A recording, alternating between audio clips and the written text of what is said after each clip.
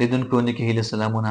الله پاک جل جلاله دې وکړي چې تاسو ټول تر دې دمه د کامل روغتیا په جامو کې پټ وئ.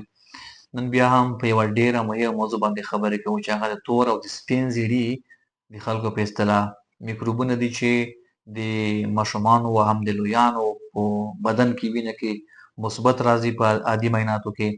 د هغې په اړه یو د پی سی آر معاینه ده چې خلک ورته هېڅ پام نه کوي.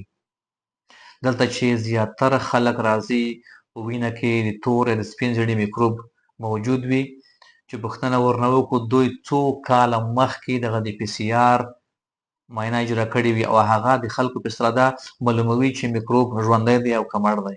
هغه د خلکو چې کوم اصطلاح ده، نو دا معاینه ډېره زیاته مهمه ده. یعنې په دې معنا که یو مریض د تور سپین زیړي دوا هم خوري، باید د تور زیړي په صورت کې مریض هر 3 تر 6 میاشتې وروسته پی سی آر معاینه وکړي چې هم د دوا اغېز وکتلی شي او هم د دوا سره د میکروب مقاومت ارزونه وشي چې میکروب له منځه تللی او که په وینه کې موجود دی.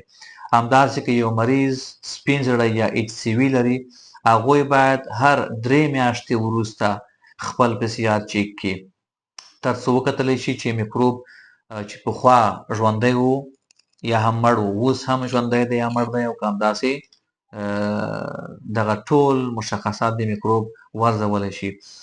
نو دا دې په خاطر لازم دي چې که خدای مه کړه یو څوک دې سره بې پروایي وکړي، په د خپلو وختونو پی سی آر معاینه اجرا نه کړي او دغه میکروب د دوی په ځیګر کې په وینه کې فعال وي، تکثر وکړي، نو د دوی ځیګر خرابوي. دوی به خبر هم نه وي، د دوی به ځیګر 80% له منځه تللی وي، چې بیا به دغه یو نه راګرځېدونکی حالت وي چې مریض د زیات مشکل سره مخامخ کیږي. د خېټې په داخل کې اوبه پیدا کیږي، پښې پړسېږي، خېټه پړسېږي، د مریض په مرۍ کې د وینې غوټې پیدا کیږي چې مریض وینه اچوي، ځیګر خرابېږي، د ځیګر د کینسر باعث کیږي. نو دا هغه یو مهم معاینه ده پی سی آر چې باید په خپل وختونو اجرا شي. بیا هم د داسې نورو لنډو او ډېرو مهمو روغتیایي معلوماتو لپاره موږ وڅارئ. ډېره زیاته مننه.